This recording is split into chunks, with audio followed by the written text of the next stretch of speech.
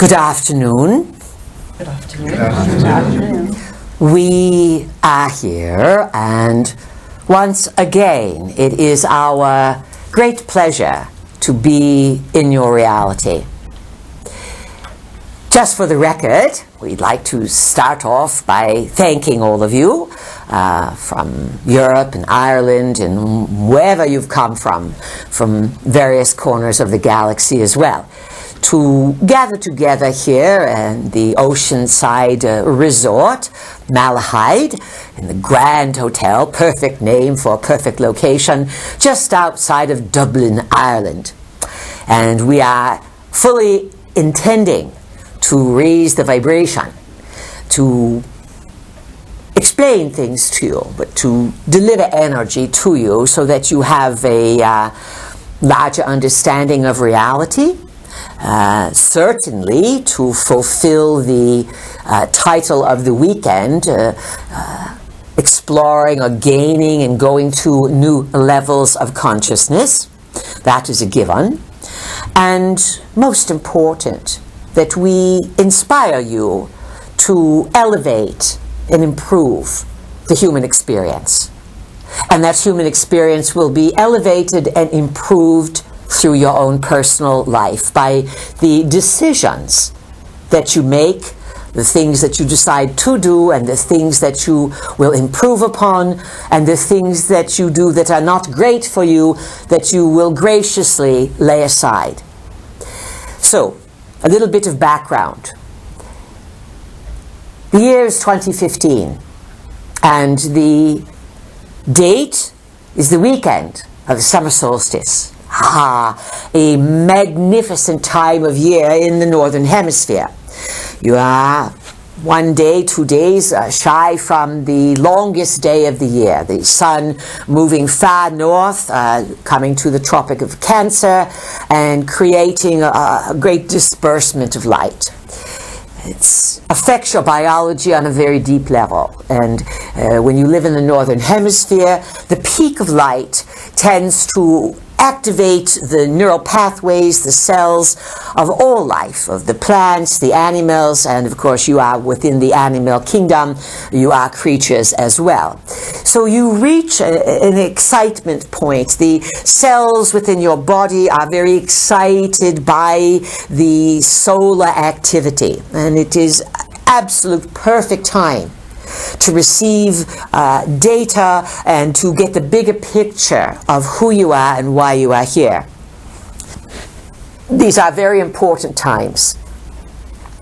And each of you have chosen to be alive, to live on the planet, and everyone that's on the planet, 7+ billion people, they all know they are here for a reason. Some people, let's say, come for different reasons, because some people really never get too far away from the planet. And when they die, sometimes they die in confusion and they come back in confusion. It is part of the soul's journey. You are connected to layers upon layers upon layers of greater intelligence.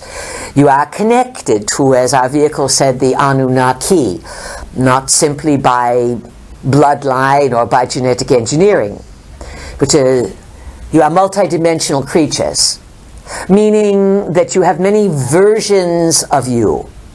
So, for example, the you that sits here in this room is unique unto your physicality, unto your biology, your personality, and your gender. On other locations, it would be similar. On Earth, you would have an identity, and yet in the non-physical realms, you would have way stations, let us say. Some call them oversouls, places where these various physical personalities would be part of a larger personality. Some call it guardians, oversouls. The names are simply names. They are labels. They are descriptions to help you understand something that is your birthright to understand. But the problem has been your interference.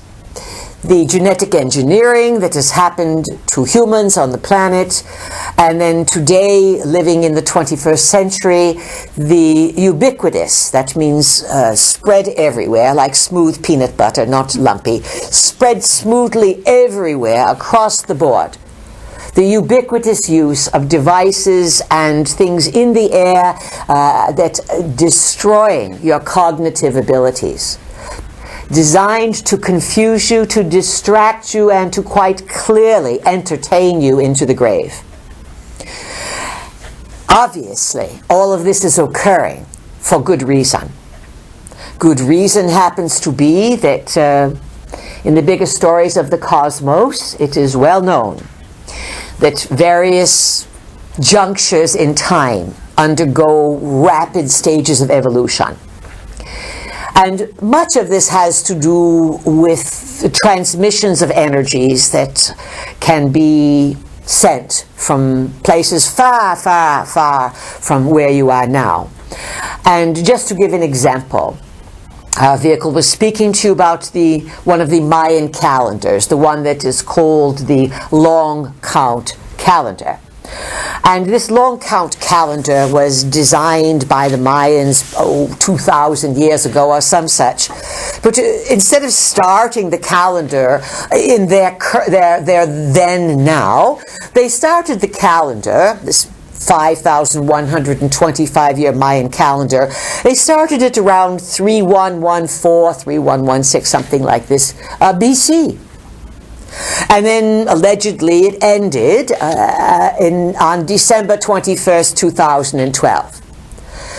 Now, how could these primitivos in Mexico figure this out? Well, obviously they did not.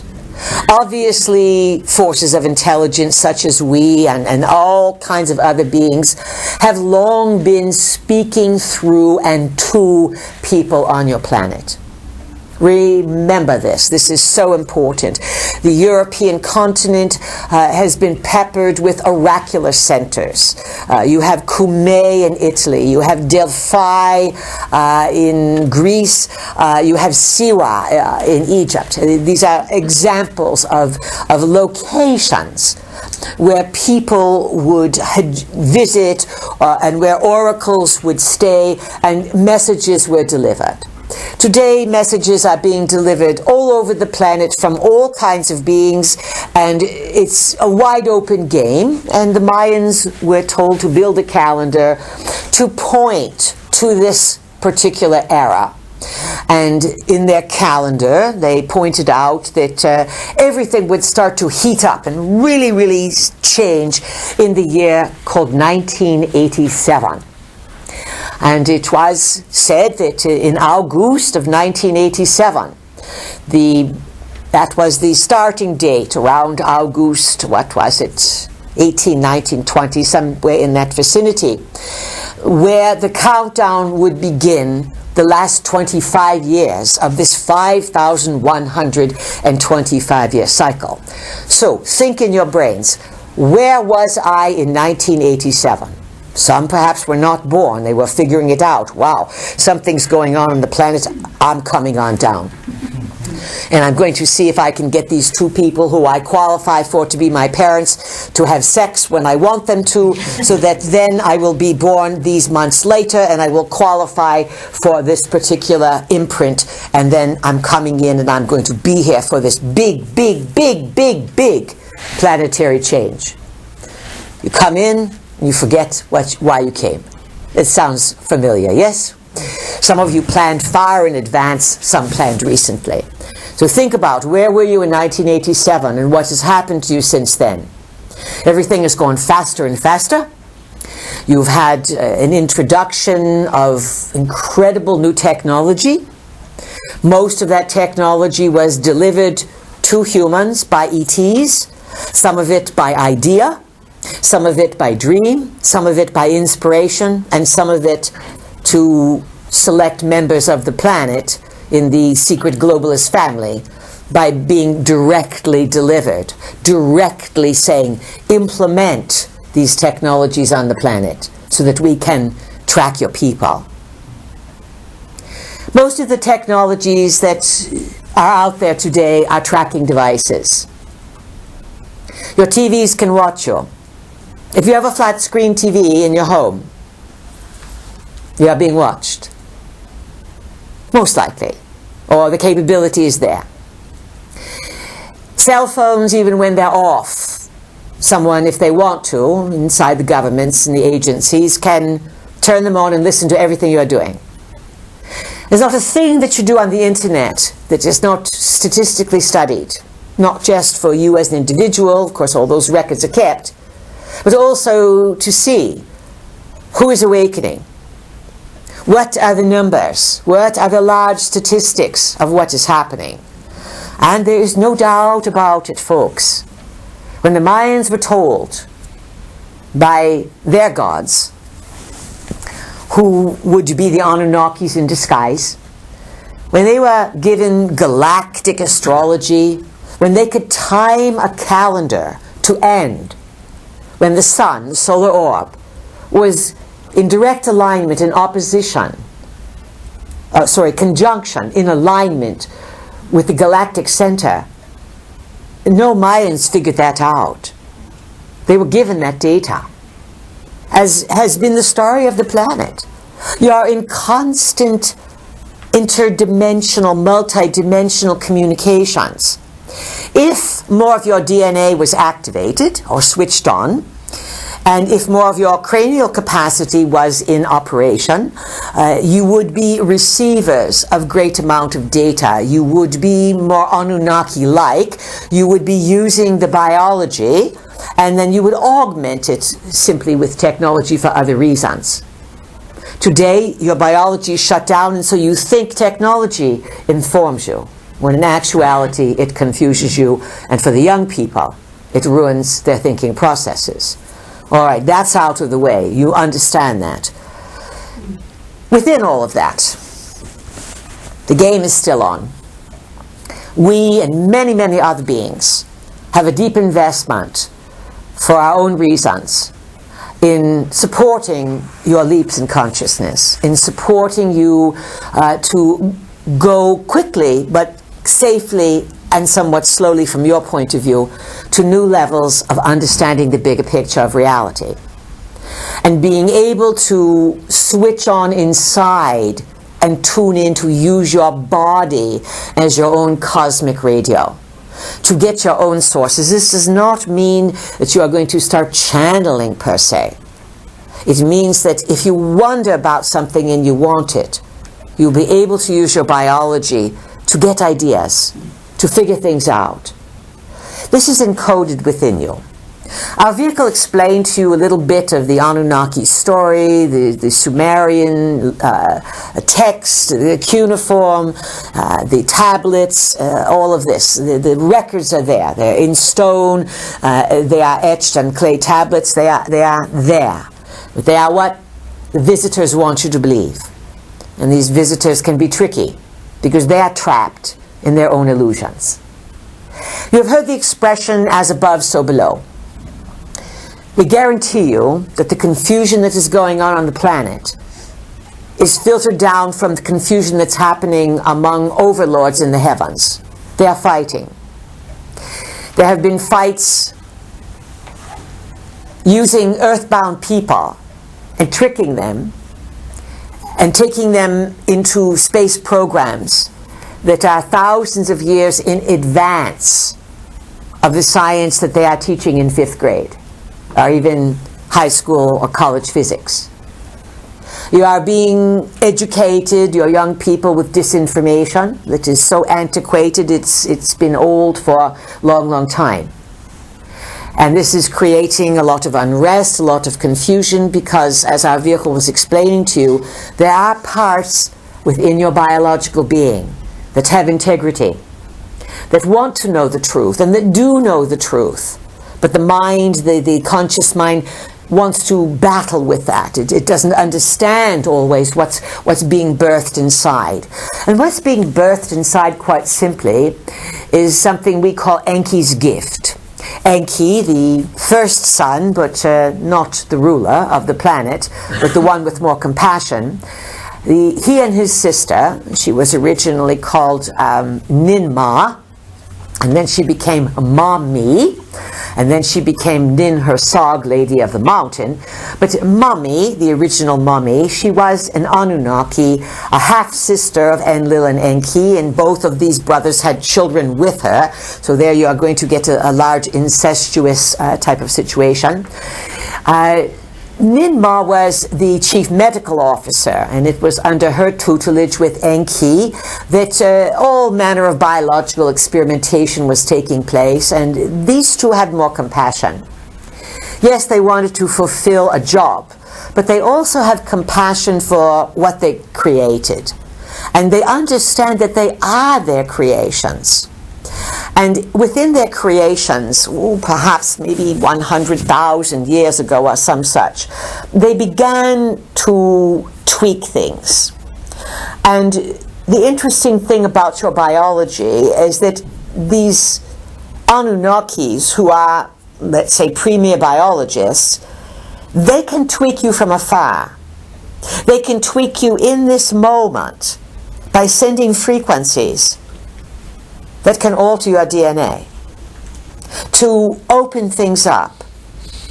Now, it's difficult to open things up for someone who doesn't want things to be open, and who does everything against their own well-being. That sort of person is too boring to work with. They have no potential. They'll go out and get drunk instead, over and over again. But clever people, anyone who wants to think and wonder, anyone who wants to self-improve, anyone who understands the value of the system of nature, you start to shine.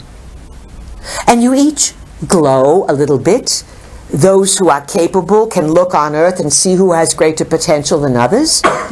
The boring ones have no glow to them. The interesting ones glow. They give off energy frequencies that show they have some sort of thinking awareness process.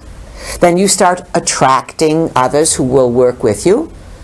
But when you start thinking, you may also attract others who don't want you to advance. And this is part of learning how to deal with these things. As you advance in consciousness, you may encounter forces who see that you are lighting up, and they may want to start diminishing you or harassing you from the dimensions. Drop your grounding cord, reaffirm your aura, and always move back to your breath, to deep breathe, to make intentions, to augment your energy field. Attracting energy that wants to challenge you is part of the initiation so that you know these forces do exist. They can easily be repelled by simply taking charge of your energy field, your thoughts, your physicality, and your intentions of coming from your heart and doing good works. All right, that's understood. Now, 2015, it's a few years past the end of the Mayan calendar. The years that the Mayans defined as being so pivotal when everything would change on the planet were the 25 years from 1987 including and through 2012. People on the planet got all excited. Something big is going to happen at the end of 2012. What would it be? Goodness gracious, we're certainly going to go in the fourth and fifth dimension. What manure? What manure? It's all right to laugh, people, please. Feel free to laugh. When you laugh, you open up your energy fields, you enhance your immune system, so it's good to laugh. And we like it when you laugh at our follies. So, everyone's holding their breath, certain there's going to be some ascension, some elevation, something. It was all nonsense. Because you are so in it, you can't even tell what you are in. And every day, if you put your mind on it, you are incrementally increasing your awareness. No one is going to lift you up and take you off the planet and save you from the problems that are here. If they lift you up and take you off, they're probably going to take you someplace either to eat you or to imprison you as slaves. And it's been happening throughout the history of your planet that humans have been taken into space. It is to this day that some of your disappearing scientists are on the moon. And that there are colonies on Mars. So just sit with that, folks, please. The Anunnaki established bases on the moon hundreds of thousands of years ago. And they've never abandoned them. This is why there are structures on the moon that people report that are massive in size. Gigantic domes, towers reaching outwards, bridges of all natures. And that's only what you can see. The Anunnaki are masters at building inside of planetary structures. And the places that are on the surface that you call stone markings or sacred sites, especially big places like Egypt, the pyramids, you have other large stone enclaves. These often mark a location so that when visiting Anunnakis return after Earth changes and things, the remaining stone structures also mark openings to areas inside the Earth, or nearby openings into what we have termed a massive tunnel system that was built inside your planet by the Anunnaki long time ago. It's one of the reasons, only one, that all of the problems have been happening in the Middle East. Some of the locals, and we are talking those who would be more in the mountainous areas of the Middle East, those who live close to the land, or native peoples, aboriginal peoples around, they sometimes were assigned guardianship to never let anyone know about openings inside the Earth. There's so many mysteries on your planet, and yet they all can be explained when you start to factor in that there has been a presence for hundreds of thousands of years invested in tricking you from understanding the multidimensional cooperation and intricacy of which you are a part. Now, these Anunnaki are in a hard place right now. You on Earth are part of the empire. You are only one colony of the empire. There are other parts of the empire throughout the galaxy that are in mutiny. So the chaos above is in desperation. Remember, 15 years of your time is a day and a half to the Anunnaki. They sometimes have a hard time condensing their experience of time down into yours, just as you are boggled by theirs. This translates to they cannot always find your time. You assume or presume that if visitors come from space, that they are going to find your now. But think of this, people. All time is simultaneous. And the time structures that you are in are containers built on calendars that the Anunnakis designed so that you can have an experience. And because you have been genetically altered and your cranial capacity is limited, they were easily able to make these containers and have you think that's all there is. In simple terms, Enki and his sister left openings in your DNA and are working those openings sort of as a time capsule that is firing off during the nano years. That's our term for 1987 through 2012. The nano years, meaning that they fly by like a nanosecond. And the post-nano years, which is what you are in now. We call these years the changeover years. From 2013 through and including 2027, the biggest changes of your lifetimes. Magnanimous, absolutely mind-boggling. The changes of the nano years were the speeding of time and the intrusion of technology. Now, in these years, come the visitations, the mysteries, the stories. Everything starts to make sense. It is now time for all of the dangling participles, as they are called, the threads that seem to be unconnected, the pieces of the puzzle start to make sense. These are the most important years of your life. you will see the most dramatic changes. These changes were set into activation by some astrological configurations. Those of you who are astrologically astute may understand this, that since perhaps 2011 through and including this year, through March of this year, 2015, you had a series of 7 astrological squares between the planet Pluto and the planet Uranus.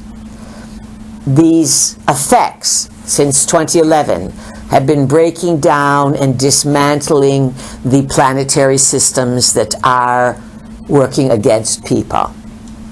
Unfortunately, you're going to see a lot of governmental and systemic collapse. The clock is ticking, the timer is on, and the Ponzi scheme has been the financial situation. And this is where you probably are going to feel it the most. It looks, and again, things can look a certain way and the probabilities can change because there's no one future that you are all in. Every time you change your mind, you change the way things come down. When you say to yourself, well, I'm not here for any nuclear explosions, I am not going to be in a destroyed reality. Well, guess what? You won't be then. Because there's so many choices. And yet when it's winter, you're not going to turn it into summer. Oh, you may for a few hours, but you are not going to change the seasons.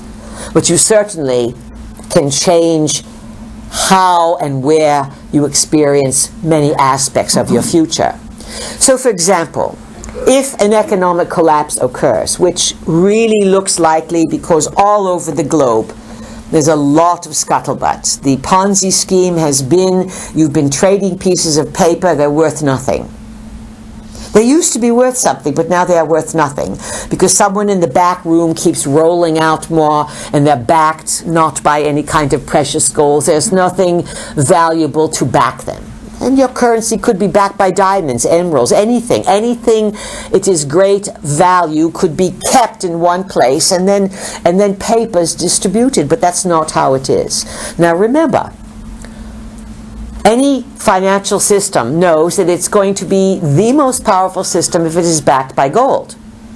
And the U.S. used to be the big gold reserve currency, the dollar. The U.S. is going to go belly up. It is going belly up. And when the U.S. goes belly up, some of you say, oh good, they deserve it. That's fine. But it's going to affect the entire globe. It's going to break the back of world economy. And it looks as if it is going to be the Chinese with their renminbi and their yuan and their 30,000 tons of gold that they've just announced they have. It's going to be a huge, huge switch. The euro, of which you use here in Ireland, is in just as much trouble as the US dollar. It looks as if, friends, it's a matter of time.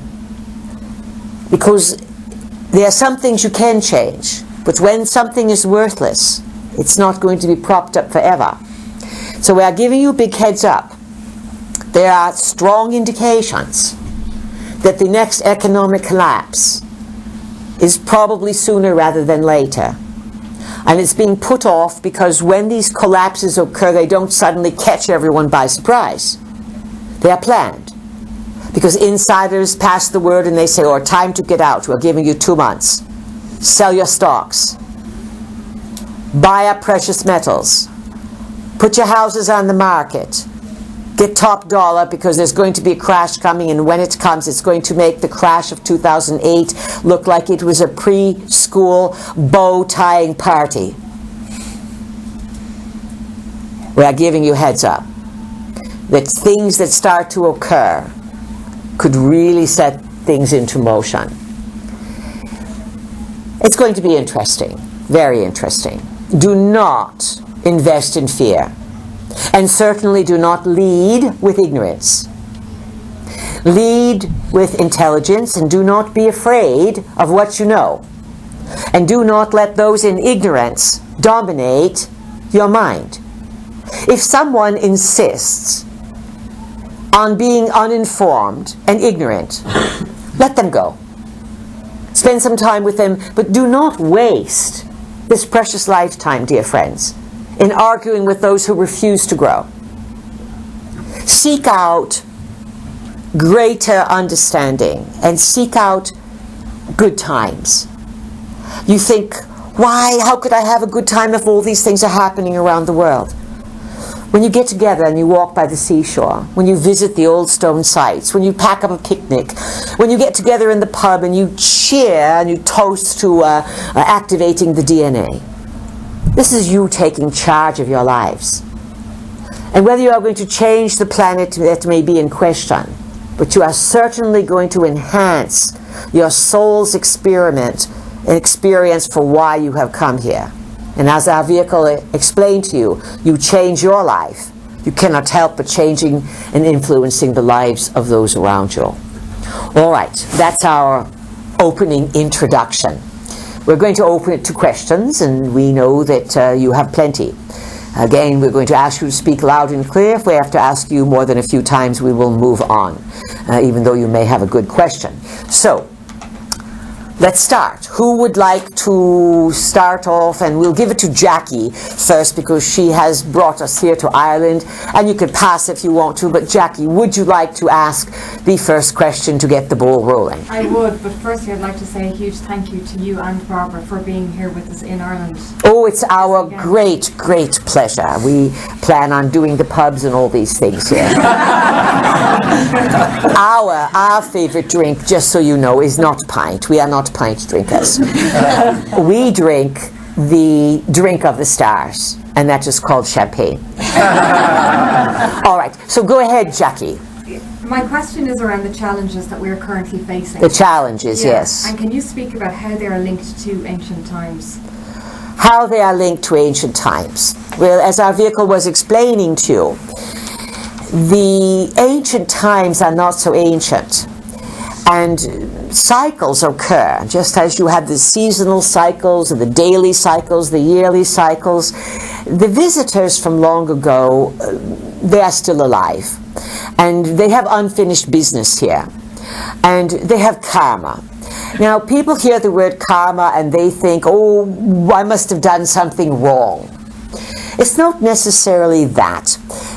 Our vehicle was explaining to you about the Creator. Who is the Creator? The Creator, it's unknown. We don't know who the maker or the Creator is. No one does, but everyone knows of it.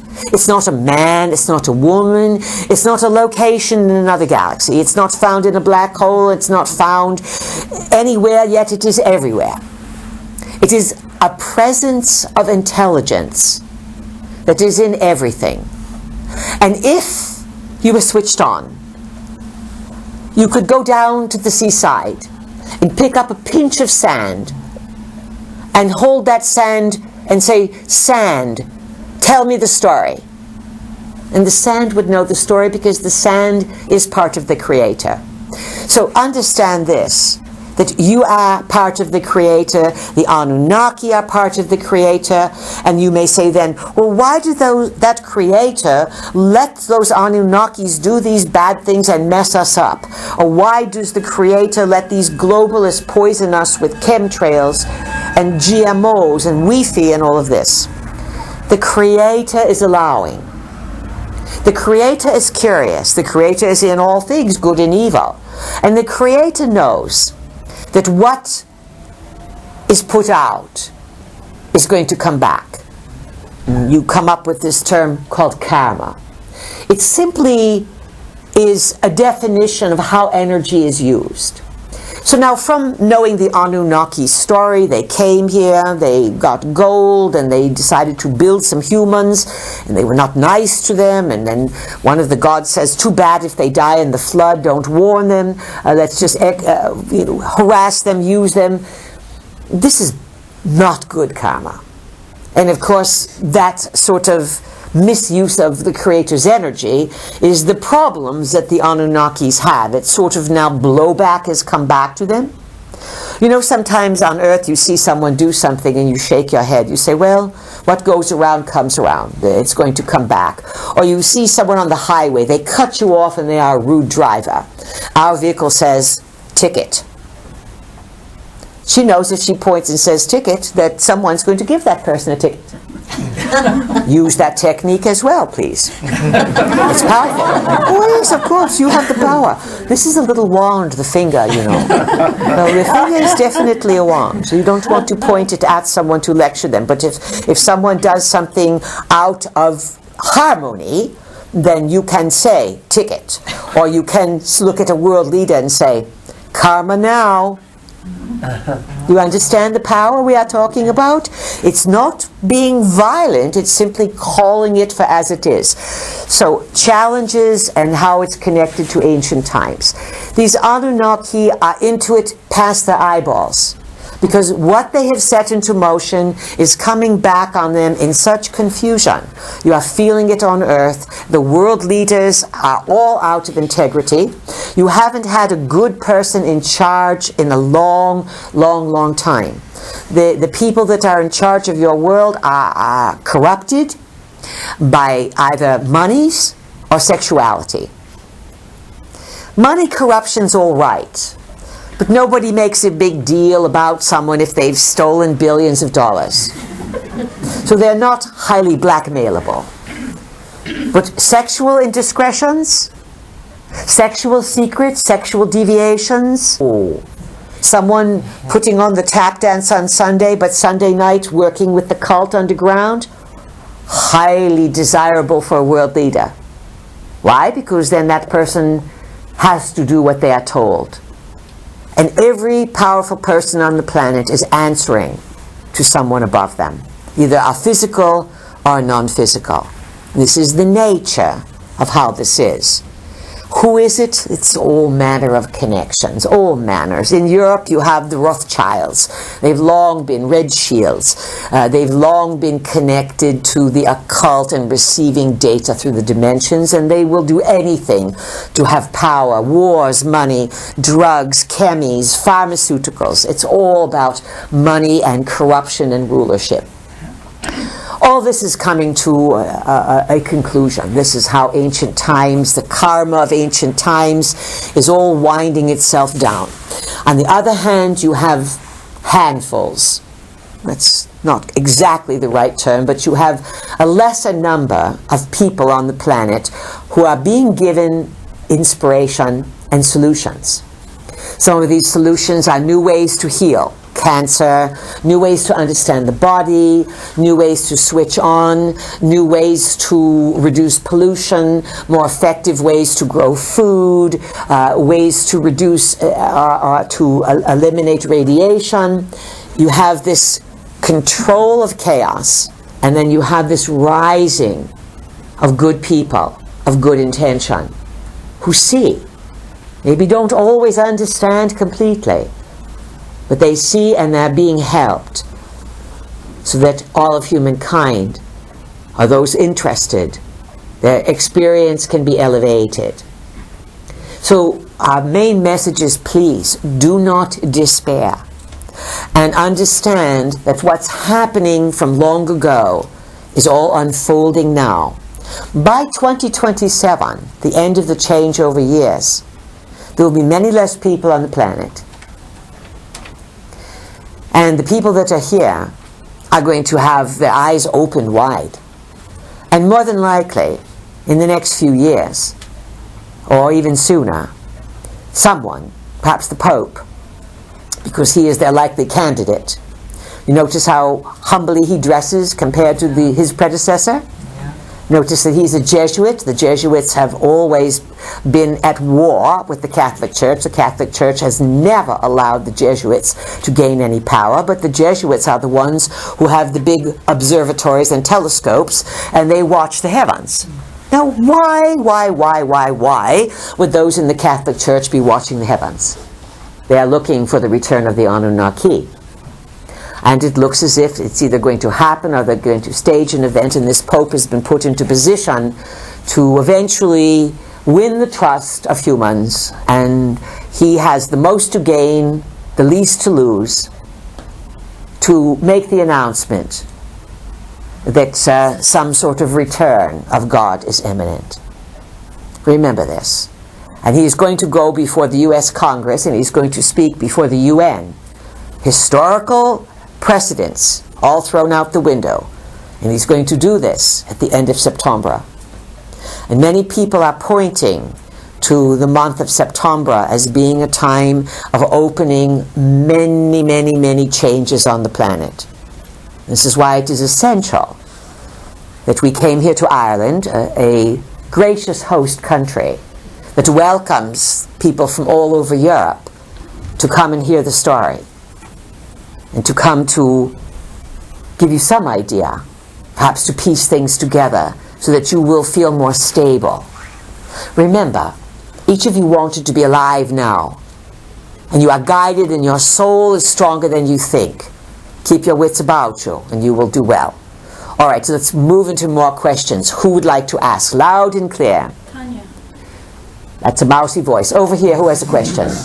Jennifer. Who is it? Jennifer. Jennifer, loud and clear. What's your question? Hello, please. Thank you for allowing me to speak. And I was really pleased to hear you talking about chemtrails earlier. Yes. I'm very, not personally, an awful lot of us here are very concerned about the environment, about the huge increase in geoengineering chemtrails. Now, you know that these chemtrails have been going on since the 80s. No. Since the 80s. And even to this day, we were teaching recently, talking about them, and afterwards a kind lady came up to our vehicle and she said, chemtrails, what are they? Our vehicle said, do you ever look up? She said, no, not really. You are creatures.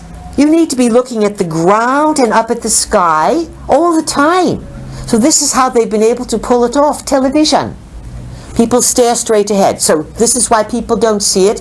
But how do you notice? The sky starts out bright blue, and then in a short amount of time you see trails. Sometimes it is a tic-tac-toe design, a grid, and then a little while the sky is white.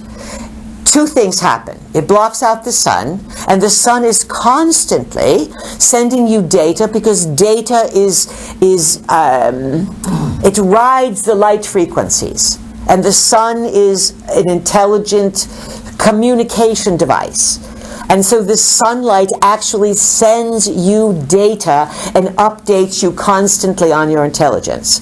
And then the chemtrails block this out, and they are distributing, as people have said for a long time, barium, aluminium. Aluminium has been described as a culprit in the rapid rise of Alzheimer's disease, of which it is reaching epidemic proportions, along with autism and obesity. Well, there you have it. No one can solve all of this. And someone recently pointed out to us that there was a doctor or some such from Germany who paid to have some of the particles from chemtrails analyzed and found that they are spraying also something called Lyme disease. So now what's your question, Jennifer? My question is, a lot of us feel very helpless, but I believe there's a solution, and I'm sure you know about Orgonite. There's a movement here to get Orgonite made from plaster, which has a great life energy power. Just wondering if you please think that this is a worthwhile exercise. Anything you do, Jennifer, is going to be worthwhile. Why? Because it is the act and the intention. Your intentions and your desires then begin to excite the Creator, because the Creator says, wow, my energy that I give out and that is in all things is being utilized for good. So your intentions count, but also there are people taking even bigger action. In the USA, it has recently come out that there are people who want to create, because they say these chemis are happening all over the world, they are affecting all the people of the world. And so they are wanting to create a class action suit, of course, that all the people of the world would be covered under, and to take it through the courts and go after the secret governments and the people involved in destroying the people of Earth. So it's going to happen on a lot of levels. Do you understand this? Yes. Keep doing your part. And the other thing that's so important is boost your immune system.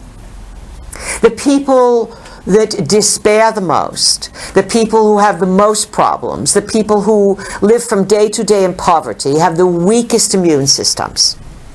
There's no need for poverty.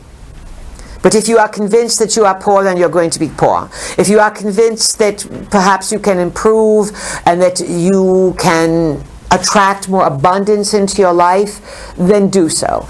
And if you say to yourself, you know, I used to say I just have enough. I just have enough. Why do you want just enough? Words create. You can have plenty. You can say, I always have plenty. You see the difference? So the power of your words, I always have plenty, instead of I just have enough. When you say I have plenty, your immune system is stronger. I always just have enough. You see the difference? And then as you say, reality begins to conform. So, boost your immune systems. And our vehicle started out today and she gave you a lot of basic protocols. There's many more things that you can do. And as we said to you, laughter, good times, socializing, good sex, honest, loyal, wonderful sex, good health, good exercise, a good night's sleep and rest. All of these things can be immune system boosters, because the immune system is boosted by joy and happiness. And it is diminished and weakened by worry, despair, and world situations on the media that depress you. So much less media also. Or if you look at the media, say, I wonder why they want me to believe this. I wonder why they want me to think this. Then that does not diminish the immune system so well. And that's the best thing you can do, is to boost the immune system. And understand inventiveness, genius is happening now. And it would happen for a lot more people if they would get rid of their devices and go out into nature more. This is Uranus, the electrifying planet of mass awakening, and it is in the sign of Aries. Don't tell me what to do. So you have this sign of genius in this sign of independence, new beginnings. It can create a lot of violence, a lot of anger. That is why you have all these people revolting and shooting and killing, and they're losing it, and they think the only way to get what they want is to destroy. Please understand, you do not have to destroy to win. You do not have to destroy to get what you want. You simply sort of build probabilities around those who want to play in that sandbox. Who has a question? On this side of the room now, loud and clear. Tanya. Tanya, welcome. What's your question? I've got a quote from your book. Geometry is a form of intelligence that takes place after sound.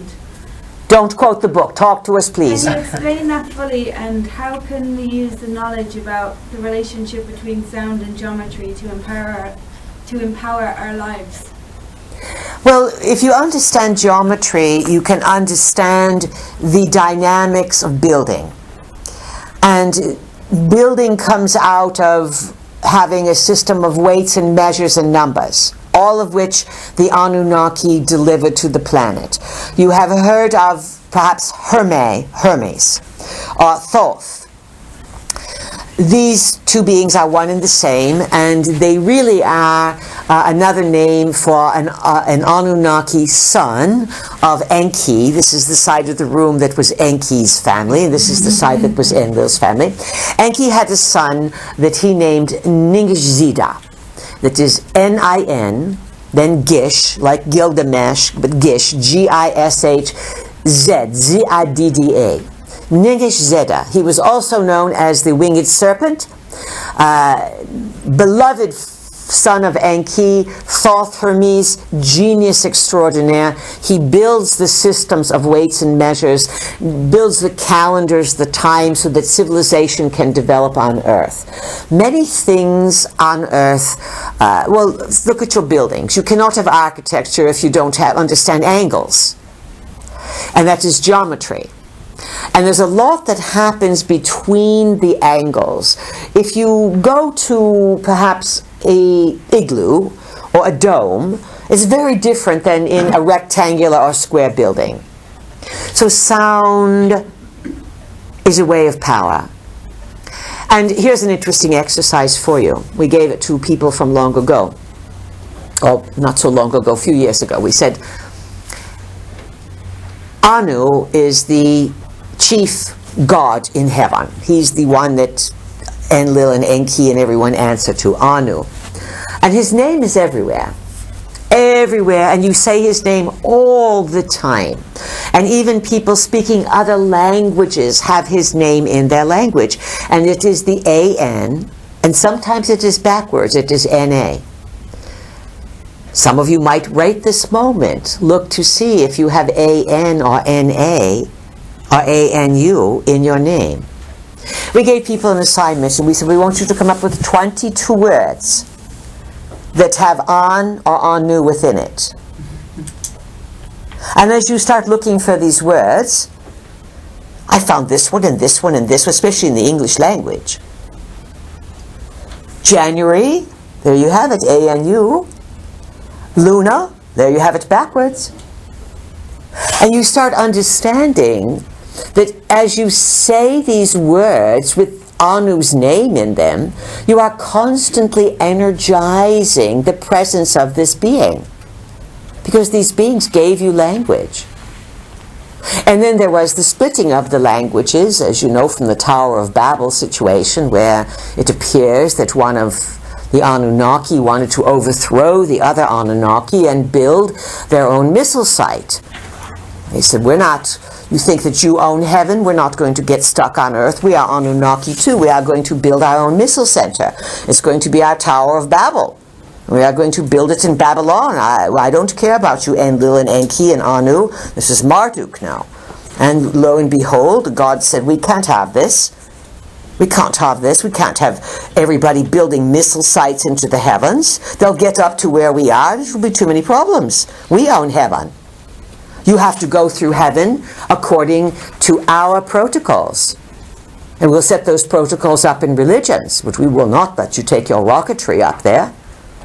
Hence, we will confound the languages so that you can't figure out what we are doing. Start to make sense, folks? The power of sound, the power of words, the power of numbers. Who else has a question this side of the room? Georgiana? Who is it? Georgiana? Cannot understand you. Someone else. Loud and clear. All right, this side of the room. Who has question? Loud and clear.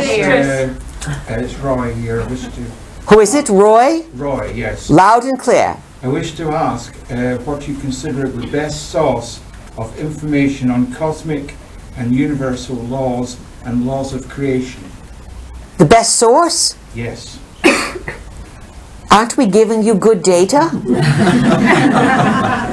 Who else has a question? This side of the room. I have a question. Yes, you are? My name is Falco, my piece. What is your name? Falco. Falco. Yes. All right, question. My question is, in all this... Can they hear you in the back of the room? In all these big cosmic events that are happening now and that you are talking about, what is really the role of the human beings? What is really the role of the human being in the midst of all of these great cosmic events? Brilliant question. You, as humans, can help heal all of this empire building by the Anunnaki that have confounded and limited the growth of many life forms. Some people say you are slaves. That is a bit of a stretch, because if you think you are not a slave. You can outmaneuver the system. Within the system, of course. You are not going to suddenly sprout wings and fly, but you have a lot of freedom to awaken. And as we said to you, Enki left something in the humans, in some humans, let us say, that's coming around and it's being activated. And then some humans, as they wake up, can then vibrate at a new frequency. Any frequency that you vibrate at is felt by others because you are highly telepathic, whether you know it or not. You always are picking things up around other people. That is why when you're driving on the highways and there's all kinds of cars, it can be overwhelming. You get somewhere and you feel so drained. It's not just the driving, it's that you are in the anxiety and all the chaos of all the other drivers, and you're psychically picking it up. And then if you are using your cell phones and your Wi-Fi inside of cars, it's suicide. Just know this, folks. Wi-Fi is suicide. And just so that you know, this is an aside, we'll come back to Falco. There are 60,000, at least, peer-review articles talking about the danger and the destruction of humankind through cell phone technologies. So, of course, it is suicide. Now, as you really start to overcome some of these obstacles or challenges and start to use your biology, it grows. It grows and it starts to become stronger and stronger. The immune system becomes stronger and more neural networks are open. You get more ideas and you vibrate differently. And as you feel good and you feel confident and your energy field goes up and you are using your chi, so to speak, others feel it. If you have good energy, other people like to be around you. If perhaps you walk in a room and you see a whole bunch of people who are really depressed, you say, oh, wow, get me out of here. Or you may spend the afternoon with them and then afterwards feel as if someone has pulled your plug. You are all affecting each other all the time, unwittingly. As you start to wittingly affect others by smartening up yourselves and then vibrating this like your own radio station, because your thoughts go out. This is how you improve the human condition. And we speak to those who are interested in improving their condition. We are not going to go on the radio, on TVs, movies and stuff and speak to those who want to eat slops. You have to seek out self-improvement. But once you seek it out, you're in the game. And it's your job, not ours, to get those who don't want to awaken. That's a tougher job than ours. At least we are speaking to those who want to awaken. You understand, Falco? Yes. Good. So vibrate out your power. Who else has question this side of the room now? Catherine here. Catherine here. We hear Catherine. Loud and clear. I would like to know. Can they hear you in the back of the room? I would like to know how we can best protect our children or educate them in light of an obsolete educational system, in addition to homeschooling or apart from homeschooling. Another excellent question, Catherine, of course. You are up against a lot of turmoil, a whole systemic change. Remember, in these changeover years, 2013 through 2027, everything is going to alter drastically in a lot of systemic failure. Hospitals, supplies being transmitted, air travel, educational systems, colleges. It's all decaying because they're greedy people. It's all about money or controlling, and it's not about really producing well-adjusted individuals. That's not what the globalists want. It's your job as a parent, each of you. It's a big responsibility to be a parent. Oh, it's easy to have sex. It's fun. And sex is to be fun. But there's a big responsibility to it. And when little beings come in, that karma will follow you for lifetime to lifetime to lifetime. Because those little kids grow up, and if they have problems, they carry those lifetimes and they get regressed and they say, oh, 5 lifetimes ago my mother did this to me. Yipes, yipes. Not 5 weeks ago, 5 lifetimes ago. So we are laying it on thick that you have a duty as a parent to explain, to educate. And you are not to be best friends with your children. Oh, of course you are their great friend when they're very young. But you must educate and explain and discipline.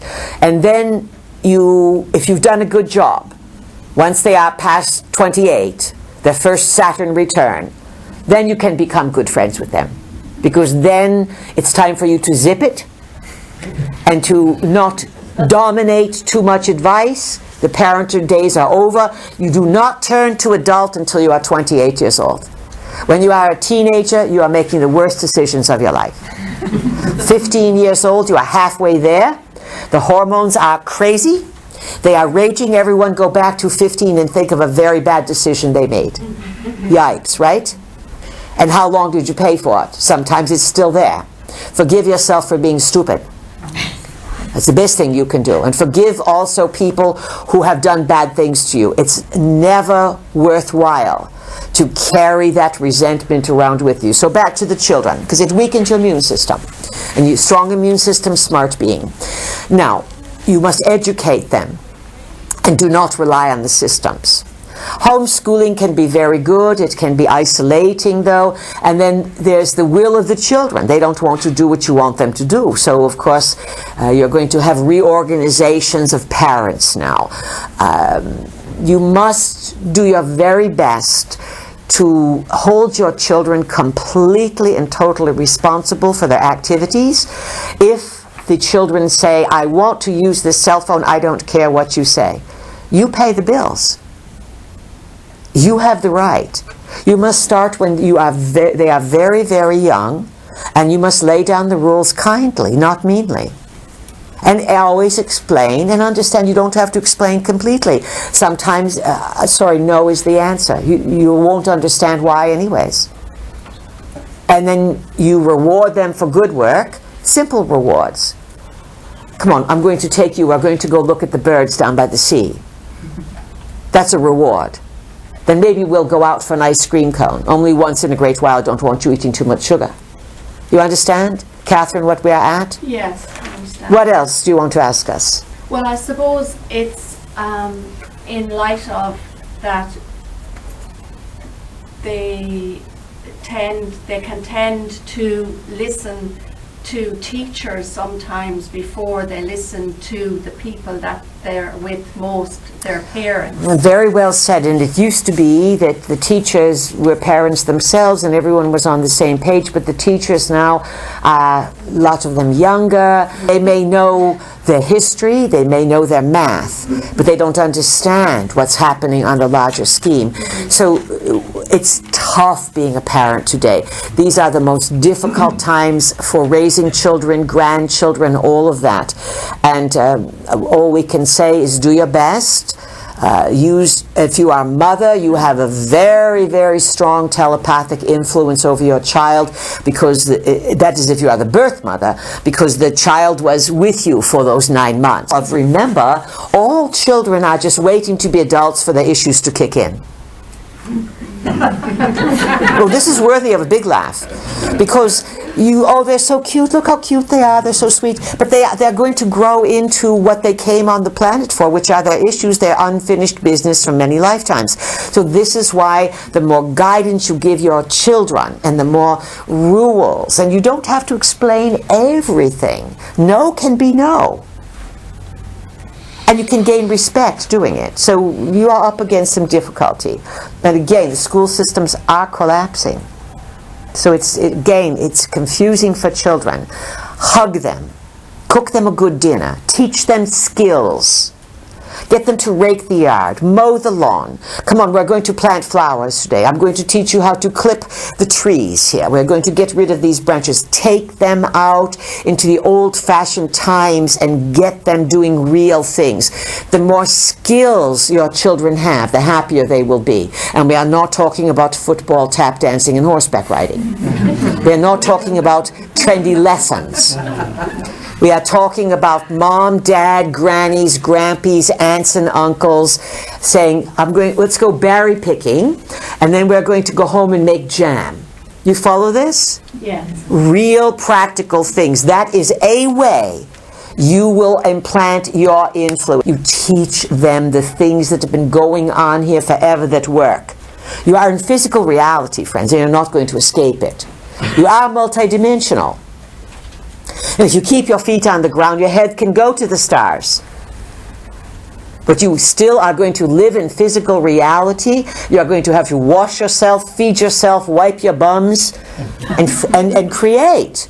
So you must know the basics and teach those to your children. And then teach them to play musical instruments, not electronic guitars, but teach them to make sound with music, to sing and to play, to do real things and to socialize and to have real talks. No one is communicating with their cell phones. It is a way of keeping you disconnected from everyone around you. It's a very bad idea. All right, this side of the room. Now, who has a question? Hello, please. My name is Monica. Yes, Monica. When Welcome. will this big downturn come? The one you talked about earlier. About, banks and governments and the whole system falling apart big time, bigger than in 2008. oh, the financial rearrangement. Yes. When will that occur? Well, it looks as if some rumblings are going to begin this fall, simply because of scuttlebutts that have been out there. And the euro and the dollar have been propped for 08. Since 08, the US started something called QE. And that's not Queen Elizabeth. QE stands for Quantitative Easing. It is a lot of gobbledygook language that is meant to say we are going to print worthless money. And then that way we'll put more worthless monopoly money in the system, and it will keep things from crashing, because you came so close to massive global systemic breakdown in 2008, and desperate measures had to be propped up in the US, because it is the US reserve currency that all of the petro economy is based on, and so when the US goes, it can tank everything. Now, as we said, it looks as if the gold-backed yuan or something from someplace else. Remember, the yuan is with the BRICS. The BRICS are Brazil, Russia, India, China, big players. The US is under the decline. Look for things to start to rumble. Well, you can see it now. People have been pointing out that something happened in April and May. In April, the Ban Ki-moon man, you've heard of him, yes? He says to the Pope, climate change is much closer than anyone realizes. Then a few weeks later, Mr. Obama, he starts squeaking like a duck. Climate change, climate change, climate change, climate change, climate change. This is a warning. Climate change is code.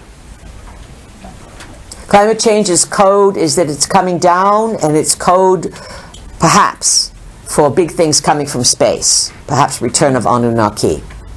Just as nuclear is code for ET issues. You're going to have all manner of climate change this summer. You're going to hear it coming out of your ears, and you're going to have extremes in weather. And you've already had it this year. Hot when it's not supposed to be hot, cold when it's not supposed to be cold. You experience it locally, but it's happening all over the globe. Some of this is the result of weather wars, which has been around for many decades. And some of it has just been so much screwing up with the jet stream and attacking various countries, making it rain at times, making it dry, drought, snow, weather. It's all going on. And this is Earth-based. Just imagine the kind of weather control the Anunnakis have. This is starting to create disruptions everywhere. Rather than sending troops in, it's very easy to send the weather in. Yeah. You see, troops have to be relocated, supply lines fed, disciplined. A drought, there it is. California, year number 4. California, they're running out of water. Buenos Aires, the faucets are dry. Brazil, it's next, running out of water. California, 4th year on the drought. The intake, the water is getting below the intake valves. California has the 6th, 7th, 10th, whatever, it's in world economy. When California goes, it goes belly up. California is going to have a real estate crisis extraordinaire. How much do you think your $5 million house is worth when no water comes out of the faucet? It's worth the same as the shack down the road that has no water faucet. Do you understand? And how long do you think it is going to take to fill up those reservoirs so there's water again in California? If it took 4 years to get here, it's a lot of water that has to come down to fill those up. So how soon, when is all this going to happen? You are in it now. You are in this turmoil that is massive. If you follow the markets, look, there's massive sell-offs. And the euro is in just as much trouble because they have also here using the quantitative easing, printing more, and every time more is printed, what you have in your hand becomes worth less and less. So you go to the grocery store and you say, last week it seems to me this was almost €1 less. How could it go up €1 in 1 week? And if you think that's a lot, by autumn or by next year, with a lot less water in a lot of places and less food, less water in a growing area equals less food, eventually that translates to the food that is there is going to cost a lot more money. And if you want to wonder who you have to feed, go to China. Go to India, where they too are experiencing turmoil, and you have over 1 billion in each country. When is it happening? Now. It's happening so slowly. You've heard of the frog that's boiled in water? Because the water gets warm so slowly that by the time the frog is feeling it, it can't hop out. You are in it, folks. That's why we are here to say you must make preparation on a practical level. You must use your intentions. And you can augment yourself with practicality. But you are probably not going to stop the engine of the economic change. Now, sometimes a bucket of manure can look like a very bad present. But if you are a gardener, that bucket of manure could be a bucket of gold as you see it. Wow! That's just what I need to fertilize my garden. You have heard of lemons and lemonade. What looks as if it could be a disruptive event is actually, if you get your wits about you and you allow the forces that are in the dimensions to help you, they will help cushion the changes, and there are always ways through these situations. And perhaps on a larger picture, some of this systemic breakdown is necessary in order to turn the course that the large ship of state is headed in. Some manner of economic turmoil, and we are using the words turmoil purposely, is inevitable. And a lot of greedy people are going to be stuck. A lot of regular people are going to say, where did this come from? What happened? Because they choose to be entertained rather than informed. If you have monies, get out of debt. Do not spend what you do not have. If you owe monies and you have a cushion, pay it off. If you're thinking of selling, now's the time to do it. If you own a mortgage or you have owe on your automobile, those are the only two legitimate debts. If you think your job is insecure or it's going to disappear, then you must examine your commitments. And let's say if you start weighing all these things out, you may turn to your guides and say, all right, I have a family, I want to provide, or how am I going to have monies? Give me new idea, give me inspiration. I pray. Praying is fine as long as you don't pray to the religions. Prayer is a form of asking the Creator and the guides that work with you. It's a way of calling for assistance into your space. And everyone needs to be doing this on a much more regular basis all the time. Because that is where you get low grades. You don't condition your space for how you want it to go, and therefore the globalists can control you because they just inform you of what's coming down. We surf the probs. We say to you, this is what's happened, this is a way of looking at it, this is what's happening in the present, this is some of the probs of the future, which ones do you want to end up in, which ones can you change. And so economic collapse is too big. It's too many people invested, and there are too many people in the world who already have the plans in motion. If you have extra money, you might want to invest in precious metals. They are very affordable now, more than they have been in let's say, a while. That's always a bit of what they call hedging your bets. Silver, gold, these kinds of things are worth something. What else? Well, if you are a beekeeper and you know how to keep bees and you know how to make liquid gold, you're made.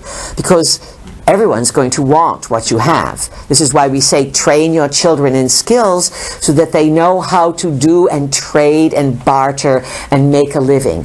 Education today, you pay $100,000, you can't get a job, it's a Ponzi scheme. You understand, everyone? Let's see what else we can tune into, and then we are going to give you your lunch time. These are very, very challenging situations that you are facing, and yet they are doable, because you have within you the smarts. You have within you the kindness, the inventiveness, the curiosity to rebuild a system. And you have tremendous support from some good Anunnakis and some very, very good intended visitors and dimensionals who value Earth, who value this place that we call the living library. You are a genetic repository, not just of life forms, but each life form in its DNA is encoded with data that may mean nothing to you. But you are like a book that you cannot read. A book that has a code within it. That even if you are able to read the book that you are, it will give you one story. Yet others visiting know that behind that story are codes, essential codes to life in the cosmos. And in terms of life in the cosmos and what's out there, there's much more good than there is evil. Yet Earth has been caught up in a story of challenges, of forces creating these dynamics. And these dynamics have ended up with a psychosis on Earth and in the cosmos. And it is this psychosis, this illness, this misunderstanding of reality by the Anunnaki, who have become obsessed in their governance to control, and the people of Earth who have become obsessed in powerlessness, thinking that they have nothing that they can do. You are beings of creation, and you have more power than you can imagine. Use it, and have a good lunch hour. We'll talk to you again this afternoon. It's been our pleasure. Thank you.